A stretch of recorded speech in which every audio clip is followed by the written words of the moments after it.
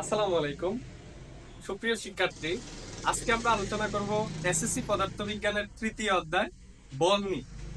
তো দেখো, বল নিয়ে আলোচনা করার আগে আমাদেরকে আলোচনা করতে হবে জড়তা নিয়ে। আর জড়তা বিষয়টাকে খুব ভালো করে সুস্পষ্টভাবে বোঝার জন্য আমাদেরকে একটা টার্ম সম্পর্কে জানতে হবে, সেটা হচ্ছে ভর বেগ। দেখো, ভর বেগ থেকে আমরা দুইটা রাশি পাই, একটা হচ্ছে ভর এবং হচ্ছে বেগ। আমরা অলরেডি ভর রাশিটা এবং বেগ রাশির সাথে পরিচিত। ভর হচ্ছে কোন বস্তুতে থাকা মোট পদার্থের পরিমাণ, আর বেগ সরণের পরিবর্তনের হার। ভরকে আমরা এম দ্বারা প্রকাশ করি এবং বেগকে ভি দ্বারা প্রকাশ করি। আর ভরবেগ হচ্ছে ভর গুণ বেগ, অর্থাৎ ভর এবং বেগের গুণফলকে বলা হয় ভরবেগ। এই ভরবেগকে পি দ্বারা প্রকাশ করা হয়। ভরবেগকে কি দ্বারা প্রকাশ করা হয়? পি দ্বারা প্রকাশ করা হয়। তাহলে ভরবেগ সমান আমরা লিখতে পারি, যেহেতু ভর গুণ বেগ, ভর হচ্ছে এম এবং বেগ হচ্ছে ভি, এখান থেকে আমরা পাই পি সমান এম ডি, অর্থাৎ ভরবেগ হচ্ছে p is equal to m d. এখান থেকে দেখো, আমরা যদি ভরবেগের এককটা একটু দেখে ফেলি, আমরা নিশ্চিতভাবে একক নির্ণয় জানি। একক নির্ণয় করতে হলে আমরা যার একক নির্ণয় করব বা যার মাত্রা নির্ণয় করব তার বাম পাশে সিঙ্গেল রাখবো। দেখো, আমরা পি এর এককে নির্ণয় করতে চাই বা পি এর মাত্রা নির্ণয় করতে চাই, সেক্ষেত্রে পি বাম পাশে আছে, এটাকে আর চেঞ্জ করার কোনো দরকার নেই। তাহলে আমাদের বাকি যে রাশিগুলো আছে, ডান পাশে যে রাশিগুলো আছে, ওইগুলোর জাস্ট একক বসায় দিব, তাইলে যা পাবো সেটাই আমাদের কাঙ্ক্ষিত একক। তাহলে ভর, এম মানে ভর, ভরের একক কেজি, ভি মানে বেগ, বেগের একক মিটার পার সেকেন্ড, অর্থাৎ কেজি এম এস ইনভার্স 1। তাহলে আমরা ভরবেগের একক পাইলাম কেজি এম এস ইনভার্স 1। মাত্রা নির্ণয় অনুরূপ ভাবে, মাত্রা নির্ণয়ের ক্ষেত্রেও তুমি যার মাত্রা নির্ণয় করবা তারে বাম পাশে সিঙ্গেল রাখবা। অলরেডি পি বাম পাশে সিঙ্গেল আছে, আমরা পি এর একক মাত্রা নির্ণয় করতে চাইতেছি। তাহলে এম এর মাত্রা হচ্ছে বড় হাতের এম, এবং বেগের বেগের মাত্রা হচ্ছে এল টি ইনভার্স 1। এবং মাত্রা সমীকরণ লিখতে তৃতীয় বন্ধনী ব্যবহার করতে হয়। এই হচ্ছে আমাদের প্রথম আলোচনা ভরবেগ রিলেটেড। আমি আবারও বলতেছি, দেখো, ভরবেগের মধ্যে দুইটা রাশি আছে, একটা ভর এবং অন্যটা বেগ। আর ভরবেগ হচ্ছে ভর এবং বেগের গুণফল। ভরবেগকে পি দ্বারা প্রকাশ করা হয়, সেজন্য আমরা লিখতে পারি ভর হচ্ছে এম, বেগ হচ্ছে বি, তাহলে p is equal to m v. একক নির্ণয় করলে তুমি জাস্ট এখানে যে দুইটা জিনিস আছে এদের একক গুলা বসাই দিবা। এম এর একক কেজি, ভি এর একক এম এস ইনভার্স 1। তাহলে আমরা ভরবেগের একক পাইলাম কেজি মিটার পার সেকেন্ড। এবং মাত্রা নির্ণয়ের ক্ষেত্রে অনুরূপ ভাবে তুমি এম এর মাত্রা লিখবা। এম এর মাত্রা আমরা সবাই জানি, বরের মাত্রা হচ্ছে বড় হাতের এম এবং বেগের মাত্রা হচ্ছে এল টি ইনভার্স 1। থার্ড ব্র্যাকেট কেন দিলাম? কারণ মাত্রা সমীকরণ লিখতে থার্ড ব্র্যাকেট দিতে। এই যদি ভরবেগের আলোচনা শেষ হয়, তাহলে আমরা জড়তা নিয়ে আলোচনা করব। দেখো, জড়তা হচ্ছে কোন বস্তু কোন বস্তু কোন বস্তু গতীয় যে অবস্থায় আছে, যে অবস্থায় আছে সেই অবস্থায় থাকার প্রবণতা, সেই অবস্থায় থাকতে চাওয়ার প্রবণতা। আমরা অনেকেই হয়তো এটা এভাবে শিখে থাকতে পারি যে কোনো বস্তু যে অবস্থায় আছে সেই অবস্থায় থাকতে চাওয়ার প্রবণতা। আমরা যেহেতু এখানে গতি, বল, শক্তি এগুলো রিলেটেড আলোচনা করবো, সেই জন্য আমরা বলে দিলাম যে কোনো বস্তু গতীয় যে অবস্থায় আছে সেই অবস্থায় থাকতে চাওয়ার প্রবণতা। অর্থাৎ গতীয় অবস্থাটা কি হইতে পারে? গতীয় অবস্থা হইতে পারে স্থির অথবা গতিশীল, স্থির অথবা গতিশীল।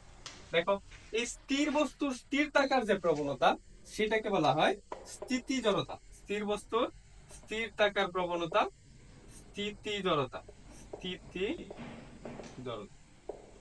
এবং এই গতিশীল বস্তুর গতিশীল থাকার যে প্রবণতা, সেটাকে আমরা বলবো গতি জড়তা। এখন দেখ, স্থির বস্তুর স্থির থাকার প্রবণতা এবং গতিশীল বস্তুর গতিতে থাকার প্রবণতাকে বলা হয় গতি জড়তা। এখন খেয়াল করো, দুইটা স্থির বস্তু আছে, মনে করো একটা স্থির ফুটবল, একটা হচ্ছে স্থির ফুটবল, আরেকটা মনে করো একটা ট্রাক, একটা ট্রাক। এরও তুমি ধাক্কা দিলা গতিশীল করতে, এরেও তুমি ধাক্কা দিলা, গতিশীল কর, অর্থাৎ তার স্থিতি জড়তা নষ্ট করতে চাইতেছো, স্থিতি জড়তাকে পরিবর্তন করতে চাইতেছো, তার গতিশীল করতে চাইতেছো। এরে গতিশীল করার জন্য তুমি একটা ধাক্কা দিলা, এরে গতিশীল করার জন্য ধাক্কা দিলা। দেখো একটা ফুটবল, এটাকে আমরা বললাম ফুটবল, ফুটবল একটা ফুটবল এবং একটা ট্রাক। তুমি বলো তো কারে গতিশীল করতে বল বেশি দিতে হবে? নিশ্চিতভাবে উত্তর হবে ট্রাককে গতিশীল করতে বল বেশি দিতে হবে।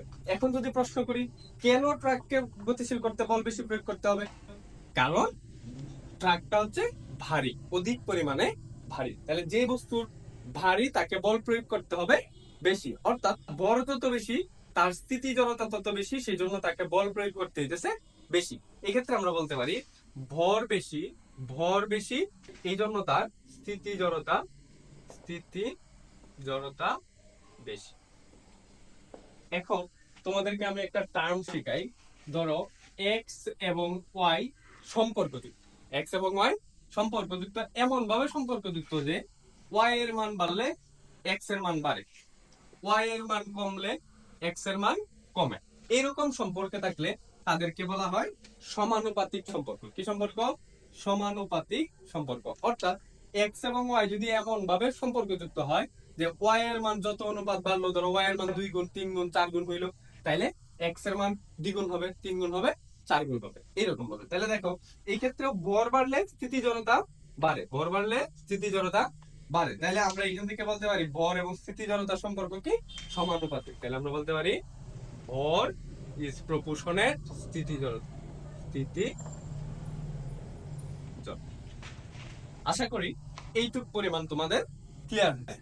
এখন আসো আমরা গতি জড়তা নিয়ে আলোচনা করি। গতি জড়তা হচ্ছে কোন গতিশীল বস্তু গতিতে থাকার প্রবণতা। দেখো ধরো তোমার দুইজন বন্ধু আছে, একজন হচ্ছে চিকন,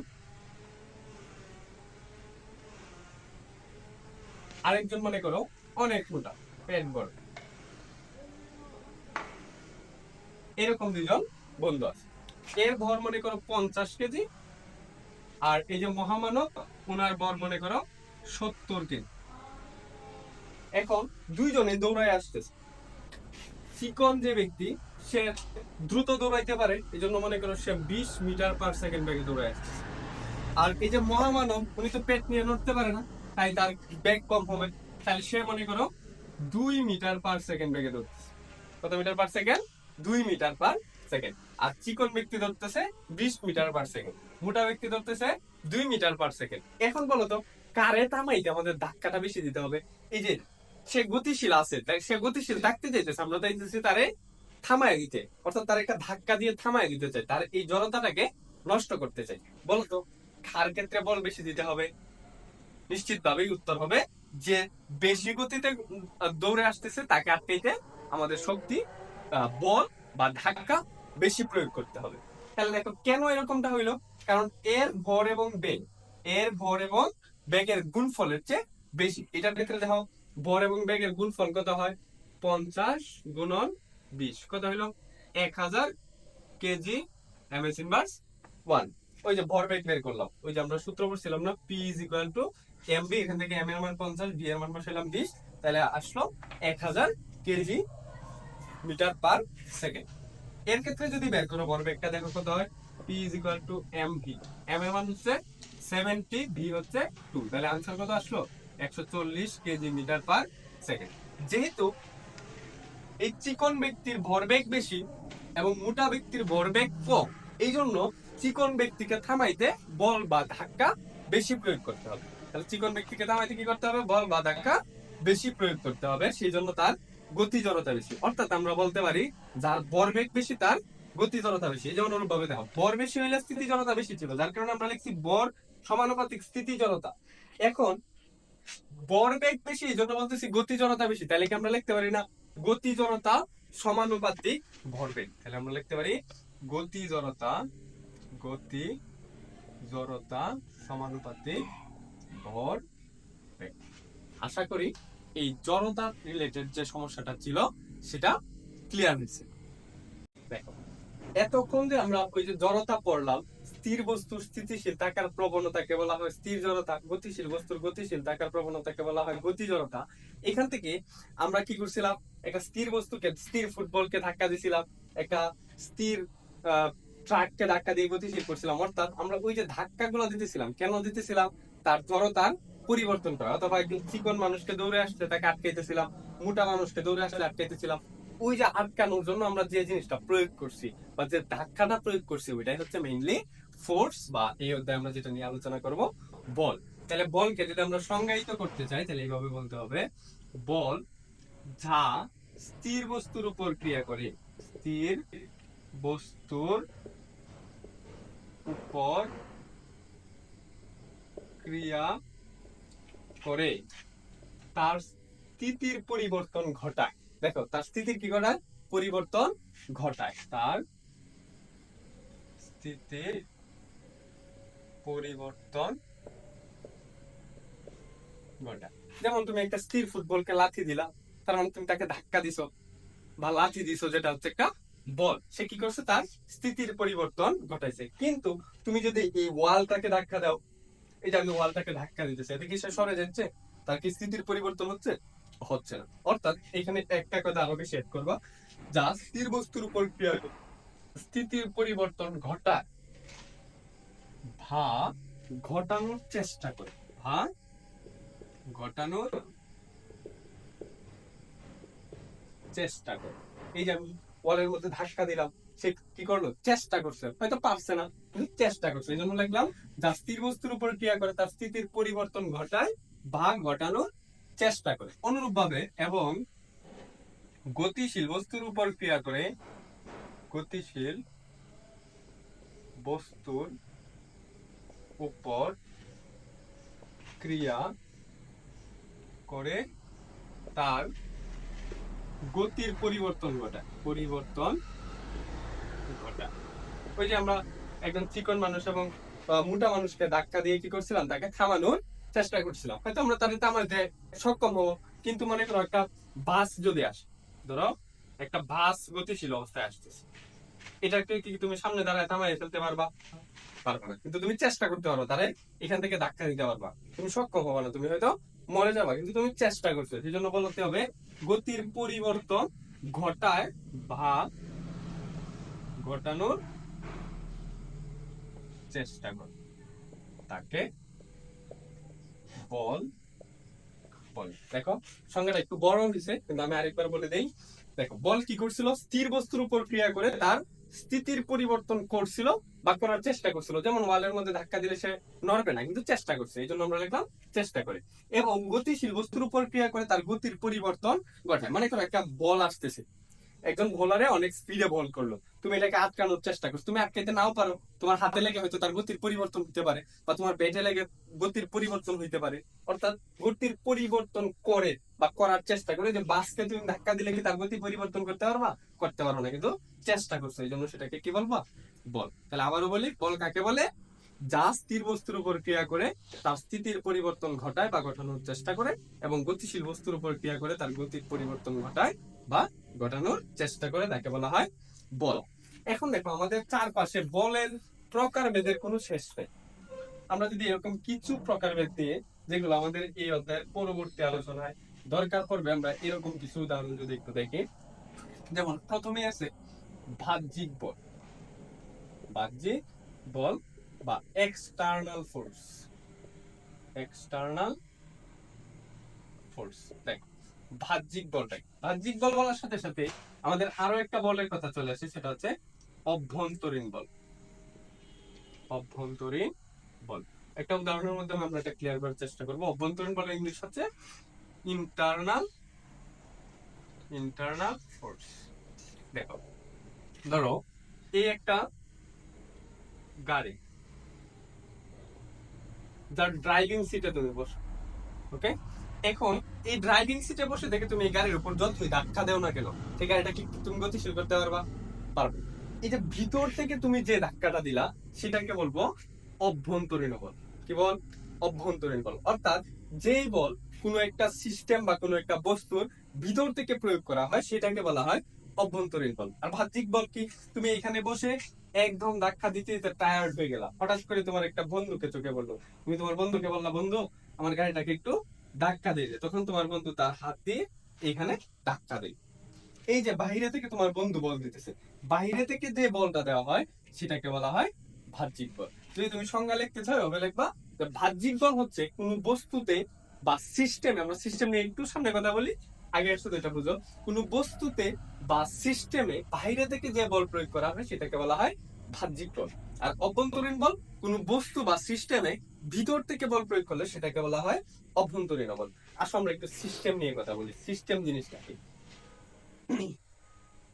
দেখো, আমরা বস্তু বুঝি ফিজিক্সের ভাষায়, যেই কার্য সম্পাদন করে সেই হচ্ছে বস্তু, অর্থাৎ যা যে কার্য সম্পাদন করে সে হচ্ছে বস্তু। আমি এই যে তোমাদেরকে পড়াইতেছি, আমি মুভমেন্ট করছি, পড়াইলে দাঁড়ায় পড়াইলে কিন্তু কাজ হবে না। আমি এই যে মুভ করতেছি বা নাড়াচাড়া করতেছি, হাত নাড়াইতেছি, এইগুলাতে কাজ হচ্ছে। এই কাজ যারা করে এরা সবাই বস্তু, বা ফিজিক্সের ভাষায় এদেরকে বলা হয় যন্ত্র বা মেশিন। ঠিক আছে, এখন দেখো সিস্টেম বুঝাই।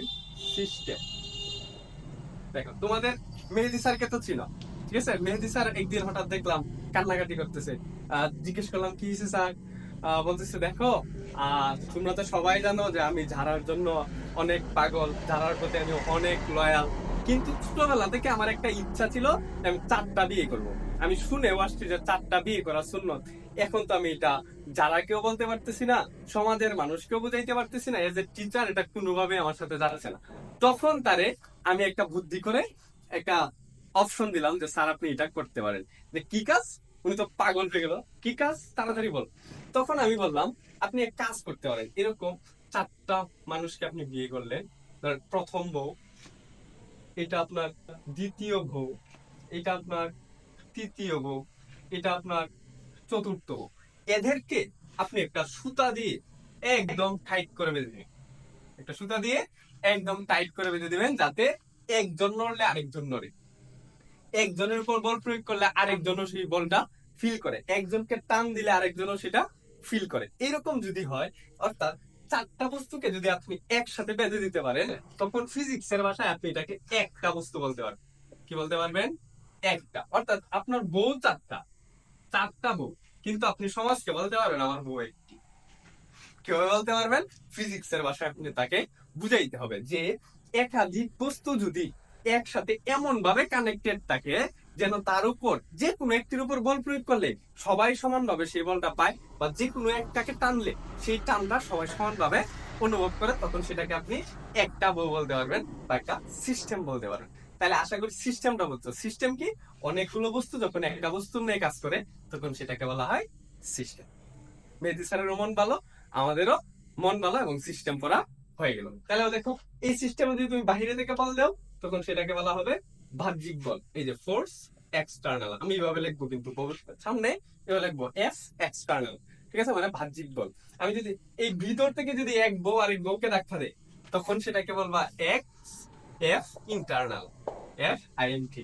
এইভাবে কিন্তু আমি সংক্ষেপে লিখবো, ঠিক আছে? আশা করি বস্তু এবং সিস্টেমের মধ্যে পার্থক্যটা কি সেটা বুঝছো। বস্তু হচ্ছে সে সিঙ্গেল, কিন্তু সিস্টেম হচ্ছে অনেকগুলা বস্তু, কিন্তু এমন ভাবে আটকানো যে একজনকে বল প্রয়োগ করলে এটা সবাই অনুভব করে, তখন সেটাকে বলা হয় সিস্টেম। আশা করি বিষয়টা ক্লিয়ার হয়েছে।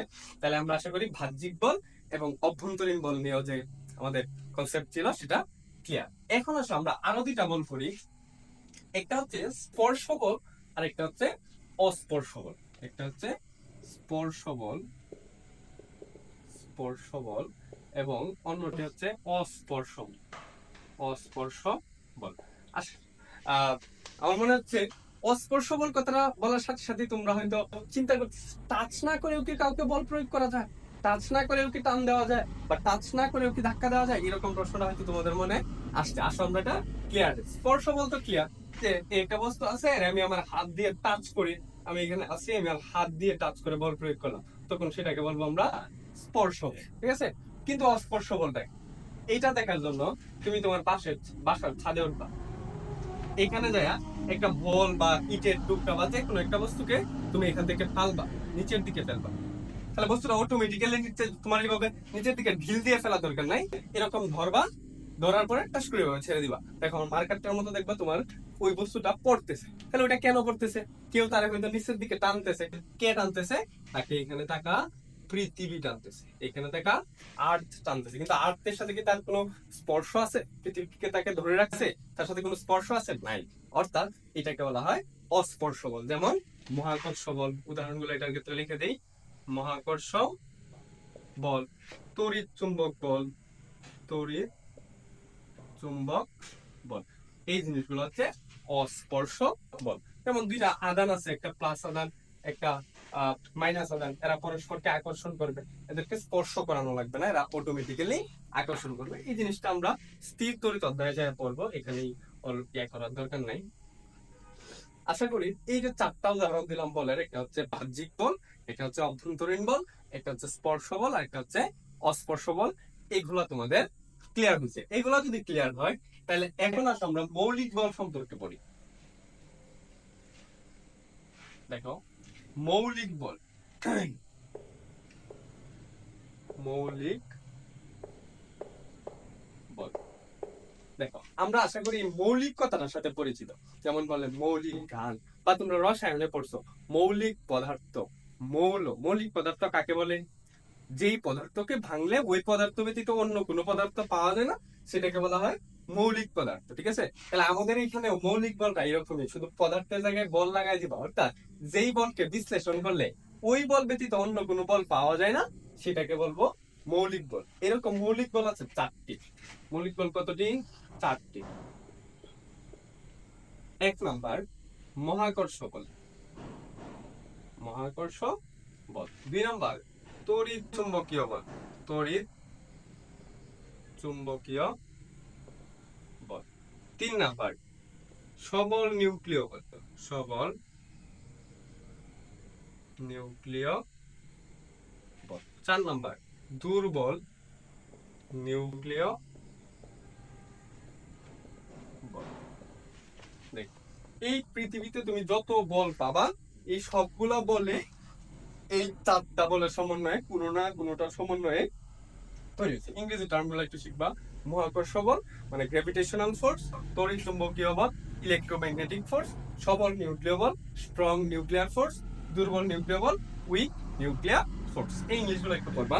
মহাকর্ষ বল নিয়ে আমাদের পড়া আছে এই অধ্যায়ে, আমরা পড়বো আগে নিউটনের সূত্রগুলো পড়বো, তারপরে মহাকর্ষ সূত্র পড়লে আমাদের বিষয়টা ইজি হবে। আর তড়িৎ চুম্বক বল আমরা স্থির তড়িতে পড়বো। সবল নিউক্লিয় বল তোমাদের এখানে শুধুমাত্র সবল নিউক্লিয় বলের সংজ্ঞা নিয়ে আলোচনা করা আছে, এবং দুর্বল নিউক্লিয় বল নিয়েও সংজ্ঞা নিয়ে আলোচনা করা আছে। এইটার বিস্তারিত আমরা নিউটনের তিনটা সূত্র পড়ার পরে আমরা এটা নিয়ে বিস্তারিত পড়বো। ওকে, তাহলে আসো আমরা নিউটনের সূত্র এখন আমরা আলোচনা করব। নিউটনের গতির সূত্রসমূহ আমরা সবাই জানি নিউটনের গতির তিনটি সূত্র আছে।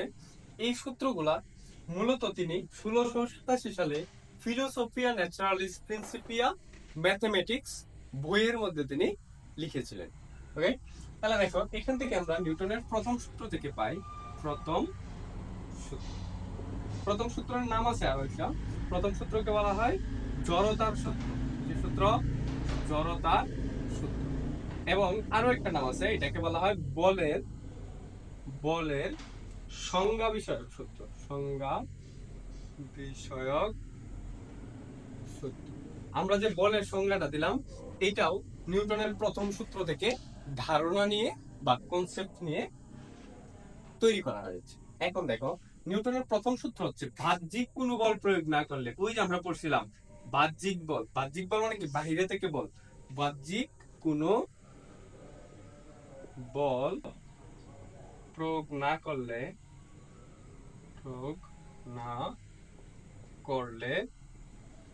স্থির বস্তু চিরকাল স্থির ও গতিশীল বস্তু সমান বেগে বা সমবেগে সরল রেখা বরাবর চলবে। একটু কথাটা বুঝো, বাহ্যিক কোনো বল প্রয়োগ না করলে, অর্থাৎ এক্সটার্নাল সোর্স যদি জিরো হয়, এফ এক্সটার্নাল যদি জিরো হয়, তবে স্থির বস্তু চিরকাল স্থির এবং গতিশীল বস্তু সমবেগে সরল রেখায় চলতে থাকবে। তাইলে দেখো এফ ইজ ইকুয়াল টু যদি জিরো হয়, তাহলে তোমরা দ্বিতীয় সূত্রটা থেকে অলরেডি অনেকেই হয়তো জানো এই সূত্রটা F = ma, এখান থেকে এটা প্রমাণ করা যায়, আসলে প্রমাণ লাগে না। দ্বিতীয় সূত্রটা সবচেয়ে বলা হয় নিউটনের মাদার ল। এই মাদার ল থেকে F = ma, এখান থেকে দেখা F = 0 হয়, তাহলে a = 0 হবে। এখান থেকে আমরা বলতে পারি এক্সিলারেশন 0। আর ত্বরণ যদি শূন্য হয় তাহলে আমরা জানি সমবেগের ক্ষেত্রেও ত্বরণ শূন্য হয়, অর্থাৎ v আদি বেগ এবং শেষ বেগ সমান হয়। এই কথাগুলো জাস্ট তোমার বোঝার জন্য বললাম। তোমার এখান থেকে জাস্ট বিবৃতিটা হলেই হবে, কোনো প্রমাণও লাগবে না, কিছু লাগবে না। বাট প্রমাণ করতে চাইলে তুমি দ্বিতীয় সূত্র থেকে প্রমাণ করতে হবে। প্রথম সূত্রেরও দ্বিতীয় সূত্র থেকে প্রমাণ করতে হবে, তৃতীয় সূত্র দ্বিতীয় সূত্র থেকে প্রমাণ করতে হবে। এই জন্য নিউটনের দ্বিতীয় সূত্রকে বলা হয় মাদার ল। ওকে, তাহলে দেখো এই হচ্ছে নিউটনের প্রথম সূত্র। এটা নিয়ে আর তেমন কোনো আলোচনা নাই। যদি একটু আলোচনা করে দিতে চাই, দেখো বাহ্যিক কোনো বল প্রয়োগ না করলে স্থির বস্তু চিরকাল স্থির। এটা লেখা হয় নাই, চিরকাল স্থির। তাহলে দেখো একটা স্থির বস্তু, এখানে একটা স্থির বস্তু আছে যার কোনো বেগ নেই, সে কি সারা জীবন স্থির থাকবে? এটা নিয়ে কোনো কনফ্লিক্ট বা কনফিউশন নাই। পরের কথাটা দেখো, গতিশীল বস্তু সমান বেগে সরলরেখা বরাবর চলবে। অর্থাৎ আমি যদি একটা বলকে ঢিল দিয়ে ছেড়ে দিই, নিউটনের কথা অনুসারে সেটা সারা জীবন সোজা পথে চলার কথা, কিন্তু এরকমটা তো বাস্তবে হয় না। তাহলে কি নিউটন ভুল বলছে? নিউটন ভুল বলছে না, নিউটন ভুল বলে নাই। এখানে আমাদের একটু জানার ভুল আছে। দেখো তিনি কিন্তু বলে দিছে বাহ্যিক কোনো বল না প্রয়োগ করলে, কিন্তু তুমি চিন্তা করে দেখো, তুমি যখন একটা বলকে ঢিল দিলা তখন এই বলের উপর আর কোনো বাহিরে থেকে কেউ বল প্রয়োগ করে কিনা? চিন্তা করো তো, বাহিরে থেকে বল প্রয়োগ করে কে করে? এক, বাতাস। বাতাস তাকে বাহিরে থেকে একটা ধাক্কা দেয় থামানোর জন্য। দুই, ঘর্ষণ, অর্থাৎ সে যে মাটি দিয়ে যাচ্ছে বা ভূমি দিয়ে যাচ্ছে তখন সেখানে একটা ঘষা সৃষ্টি হয়, এই ঘষাটাকে বলা হয় ঘর্ষণ। ঘর্ষণ নিয়ে আমরা এই অধ্যায় শেষের দিকে আলোচনা করব। তাহলে যেহেতু বাইরে থেকে বল প্রয়োগ করে, নিউটনের এই শর্ত মানে না, এই জন্য একটা সময় থেমে যায়। কিন্তু তুমি যদি এমন একটা মসৃণ তল নিতে পারো যেখানে কোনো বাতাসের বাধা নাই, ভ্যাকিউম এরিয়া, এবং কোনো ধরনের ঘর্ষণ নাই, তবে সেখানে সারা জীবন কোনো একটা বস্তু সমবেগে চলবে। আশা করি নিউটনের প্রথম সূত্র নিয়ে তোমাদের যত কনফ্লিক্ট বা কনফিউশন ছিল সেটা ক্লিয়ার হচ্ছে। এখন আসো আমরা নিউটনের দ্বিতীয় সূত্র নিয়ে কথা বলি। প্রথম সূত্রের পরে আমরা যদি দ্বিতীয় সূত্র নিয়ে কথা বলি, দ্বিতীয় সূত্রের আরেক নাম হচ্ছে বলের মান সম্পর্কিত সূত্র। অর্থাৎ দ্বিতীয় সূত্র থেকে তুমি বলের মান নির্ণয় করতে পারবে।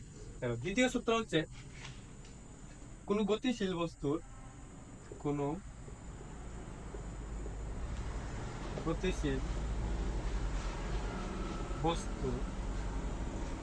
ভরবেগের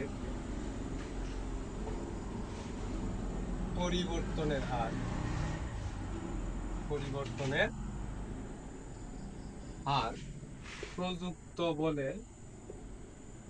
প্রযুক্ত বলের সমানুপাতিক, এবং বল যেদিকে ক্রিয়া করে ভরবেগের পরিবর্তনও সেদিকে করে। বল যেদিকে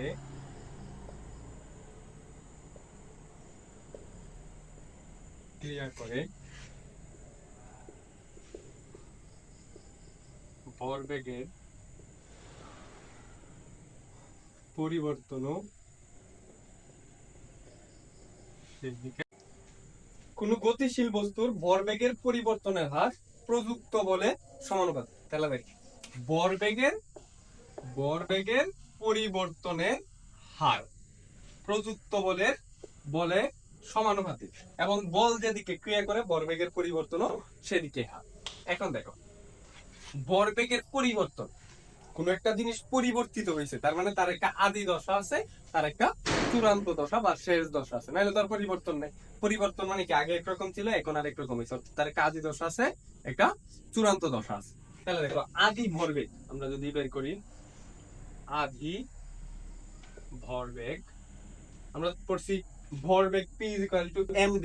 তাহলে আদি ভরবেগের মধ্যে আমরা আদি বেগটা ব্যবহার করব, এই জন্য আমরা আদি ভরবেগকে লিখবো mu। এবং চূড়ান্ত ভরবেগ বলতো, তাহলে চূড়ান্ত ভরবেগ কি হবে? চূড়ান্ত বা শেষ ভরবেগ আদি ভরবেগের মধ্যে যেহেতু ইউ ইউজ করছি, চূড়ান্তের ক্ষেত্রে আমরা ব্যবহার করব ভি, ওই যে শেষ বেগের ভি। তাহলে বলো এখন পরিবর্তন কি? পরিবর্তন মানে কি? বিয়োগফল। সুতরাং সুতরাং ভরবেগের পরিবর্তন সমান m V minus m u. এখান থেকে দেখো আমরা এম কে কমন নিতে পারি, কমন নিলে ভি মাইনাস ইউ। এখন দেখো বলছে হার, হার মানে কি একক সময়ে, একক সময় বের করতে করলে কি করতে হবে, টি দ্বারা ভাগ করতে হবে বা সময় দ্বারা ভাগ করতে হবে। তাহলে আমরা বলতে পারি ভরবেগের পরিবর্তনের হার, হার মানে হচ্ছে এটাকে সময় দ্বারা ভাগ করতে হবে, তো টি দ্বারা ভাগ করতে হবে। তাহলে M V minus U divided by T. এখন আমরা দ্বিতীয় অধ্যায়ে একটা সূত্র পড়ে এসেছিলাম, V minus U divided by T.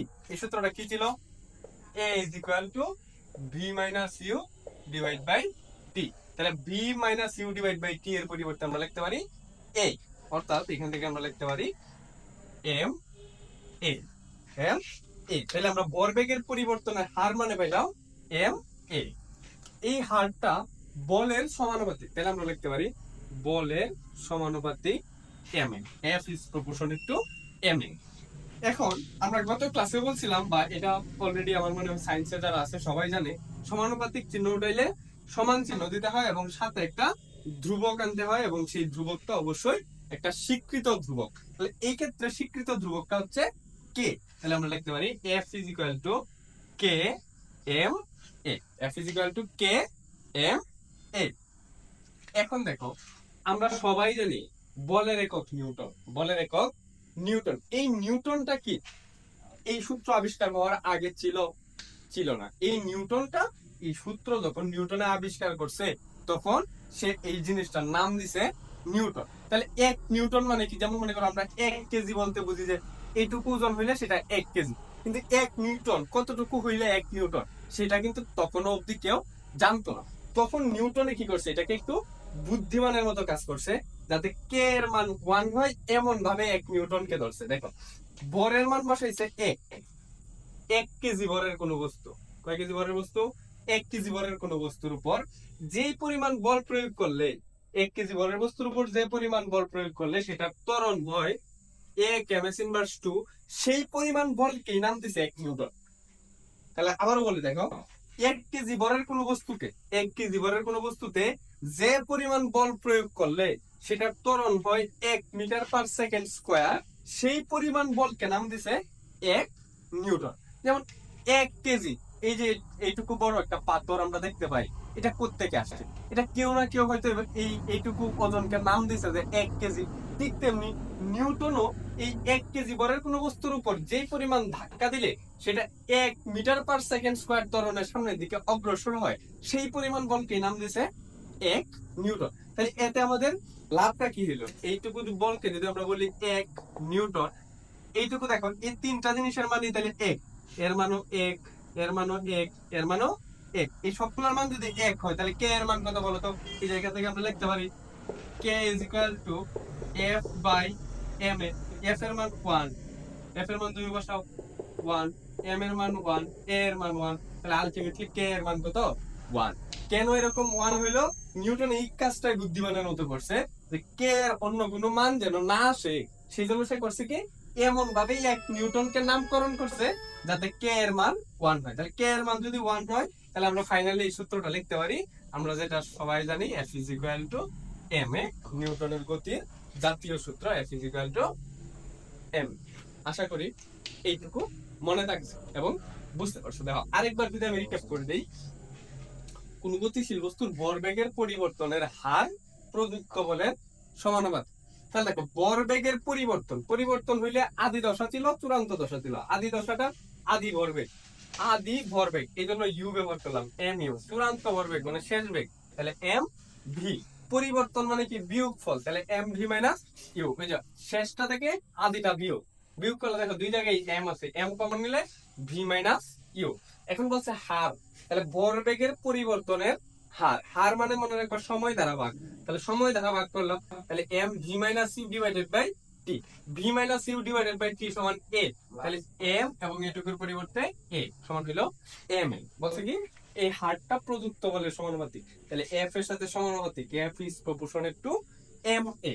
এখন প্রপোর্শনাল চিহ্ন উঠাইলে আমরা একটা ধ্রুবক দিই, এখানে ধ্রুবকটা দিলাম কে, তাহলে F is equal to K M A. K এর মান 1 বানানোর জন্য নিউটন বুদ্ধি করে কি করছে, এক কেজি ভরের কোন বস্তুর উপর যেইটুকু পরিমাণ ধাক্কা দিলে সেটার ত্বরণ হয় 1 মিটার পার সেকেন্ড স্কয়ার, সেইটুকু পরিমাণ বলকে বলছে এ নিউটন। এতে আমাদের কে এর মান 1 হয়ে গেল। কে এর মান 1 হলে F = m। এটাই ছিল আমাদের দ্বিতীয় সূত্র রিলেটেড টোটাল আলোচনা। এখন আসো আমরা নিউটনের তৃতীয় সূত্র নিয়ে কথা বলি। নিউটনের তৃতীয় সূত্রটাকে আমরা মনে করি একদম ইজি, কিন্তু নিউটনের তৃতীয় সূত্রের মধ্যে আমাদের ফিজিক্সের অনেকটুকু বেসিক লুকায়িত আছে। দেখেন, আমরা এখন করব নিউটনের তৃতীয় সূত্র। নিউটনের তৃতীয় সূত্র, এটা আরেকটা নাম আছে, এটাকে বলা হয় ক্রিয়া প্রতিক্রিয়ার সূত্র। ক্রিয়া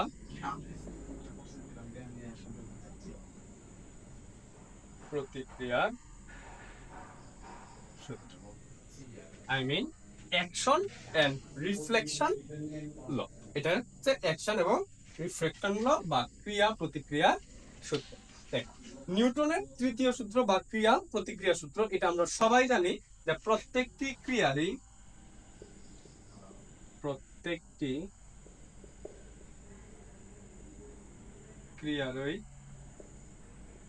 সমান ও বিপরীত প্রতিক্রিয়া আছে। ইংলিশটা আমরা সবাই জানি, every action has an equal and opposite reaction। তাহলে দেখো, প্রত্যেকটা ক্রিয়ারই সমান এবং বিপরীত প্রতিক্রিয়া আছে। তাইলে চিন্তা করো, এই একটা জিনিস আমাদের ভুল ধারণা আছে। মনে করো এই বস্তুটার উপর আমি এই দিক থেকে 10 নিউটন বল প্রয়োগ করলাম। কত নিউটন বল প্রয়োগ করলাম? 10 নিউটন বল প্রয়োগ করলাম। তাহলে আমাদের কথা অনুযায়ী প্রত্যেকটা ক্রিয়ারই সমান ও বিপরীত প্রতিক্রিয়া আছে। তাহলে এটার বিপরীত দিকেও একটা সমান প্রতিক্রিয়া আছে। কত? 10 নিউটন। তাহলে দেখো, একটা বস্তুকে এই দিক থেকেও একজন 10 নিউটন, ধরো আমাকে এই দিক থেকেও একজন 10 নিউটন বলে ধাক্কা দিল, এদিক থেকেও 10 নিউটন বলে ধাক্কা দিল। তাহলে দুই দিকে ধাক্কা সমান হয়ে গেল। তাহলে আমি কোন দিকে যাব না, সমান থাকবো, স্থির থাকবো। তাহলে এই পৃথিবীতে ত্বরণ কথাটা কোত্থেকে আসছে? তাহলে তার ত্বরণ কথার কোনো অস্তিত্ব থাকতো না। এই জায়গাটাতে হচ্ছে আমাদের নিউটনের তৃতীয় সূত্র নিয়ে যে ভুল ধারণাগুলো হয় সেটা। দেখো, একটা কথা মনে রাখতে হবে যে ক্রিয়া প্রতিক্রিয়া দুইটা ভিন্ন বস্তুর উপর কাজ করে। ক্রিয়া প্রতিক্রিয়া দুটি ভিন্ন বস্তুর উপর কাজ করে। দুটি ভিন্ন বস্তুর উপর অর্থাৎ বিষয়টা এরকম যে এটা যদি একটা বস্তু হয়, এটা যদি আরেকটা বস্তু, এটা এ বস্তু, এটা বি বস্তু। মনে করো এ বস্তু বি বস্তুকে ধাক্কা দেয়। কথা বলে ধাক্কা দেয়, এফ অফ বি বস্তুর উপর বল এ কর্তৃক, এই যে বি এর উপর এ কর্তৃক, ঠিক আছে, এ কর্তৃক বি এর উপর বল যদি হয় এফ অফ বি এ, তাহলে বি কর্তৃক এর উপরেও একটা সমান প্রতিক্রিয়া বল দিই। দেখো, ক্রিয়া বল বি এর উপর কাজ করছে, প্রতিক্রিয়া বল এ এর উপর কাজ করবে, তখন এটাকে আমরা নাম দিব এফ অফ এ। দিবে যে এ এর উপর বি কর্তৃক এই দুইটা সমান, অর্থাৎ f of b a is equal to f of a b. এবং এরা দেখো বিপরীতমুখী বল, যেহেতু একটা ভেক্টর রাশি, এই জন্য এদের দিক আছে। এখন একটা দিকে যদি আমরা প্লাস বলি, তাহলে অন্য একটা দিকে তার উল্টা বুঝাইতে আরেকটা দিকে দিতে হবে মাইনাস। এইটা কি বলছে নিউটনের তৃতীয় সূত্র, বা প্রত্যেকটা ক্রিয়ারই সমান এবং বিপরীত প্রতিক্রিয়া আছে। এবং মনে রাখবা, ক্রিয়া এবং প্রতিক্রিয়া দুইটা ভিন্ন বস্তুর উপর কাজ করে, তাইলে এখানে আর কোনো কনফ্লিক্ট হবে না। এখন আসো, আমাদের ক্রিয়া প্রতিক্রিয়া চিনতে হবে, একটু চিনতে সমস্যা হয় না। দেখো, ক্রিয়া প্রতিক্রিয়া চিহ্ন। এখন আসো আমরা ক্রিয়া প্রতিক্রিয়া চিহ্নিত করা শিখি। এইটা তলের উপর মনে করো একটা বস্তু আছে। আমরা জানি প্রত্যেকটা বস্তুকে পৃথিবী তার কেন্দ্রের দিকে ডাব্লিউ পরিমাণ বলে আকর্ষণ করে বা টানে। এখন বলো, তাহলে এই ওজন W = m, যেটাকে আমরা জানি ওজন হিসাবে, এই ওজনের প্রতিক্রিয়া বল কোনটা? আমরা অনেকেই বলি যে এই ওজনের প্রতিক্রিয়া বল হচ্ছে এদিকে আর, কিন্তু না, এটা একটু মিসকনসেপশন আছে। ওজনের প্রতিক্রিয়া বল হচ্ছে, দেখো, এই বস্তুটাকে পৃথিবী টানতেছে, W = mg বলে, তাহলে এই বস্তু পৃথিবীকে টানতেছে। এটা যদি পৃথিবী হয়, তাহলে এই পৃথিবীকেও বস্তু টানতেছে, এইটা হচ্ছে ওজনের প্রতিক্রিয়া বলে। তাহলে উপরের দিকে যে আমরা অবিলম্ব প্রতিক্রিয়া পাই, ওইটা কার প্রতিক্রিয়া? ওইটা হচ্ছে এই বস্তু টেবিলের উপরে নিশ্চিতভাবে একটা বল প্রয়োগ করছে, বস্তু কর্তৃক টেবিলের উপর প্রতিক্রিয়া বল প্রয়োগ করছে, যেটা মান সমান mg, এটাও mg এটাও mg, সাংখ্যিক মানের দিক থেকে মিলে যায় কিন্তু তত্ত্বগত ভুল হয়। তাহলে দেখো এটাও mg, এইটার যে উপরের দিকে প্রতিক্রিয়া আছে ওইটাকে বলা হয় অবিলম্ব প্রতিক্রিয়া। আশা করি তোমরা ক্রিয়া এবং প্রতিক্রিয়া চিনতে পারবা। ক্রিয়া প্রতিক্রিয়া চেনার জন্য তোমার আগে চিনতে হবে ইন্টারঅ্যাকশনকারী বস্তু দুইটা। সবসময় দুইটা বস্তু নিয়ে কাজ করবে, তিনটা বস্তু আনা যাবে না। সবসময় দুইটা বস্তু নিয়ে কাজ করবা, যে ইন্টারঅ্যাকশনকারী বস্তু দুইটা কি, কোনটা ক্রিয়া এবং কোনটা প্রতিক্রিয়া, তাহলেই তোমরা ক্রিয়া এবং প্রতিক্রিয়া চিনতে পারবা। ওকে, নো মোর টুডে, আল্লাহ হাফেজ। আগামী দিন এটার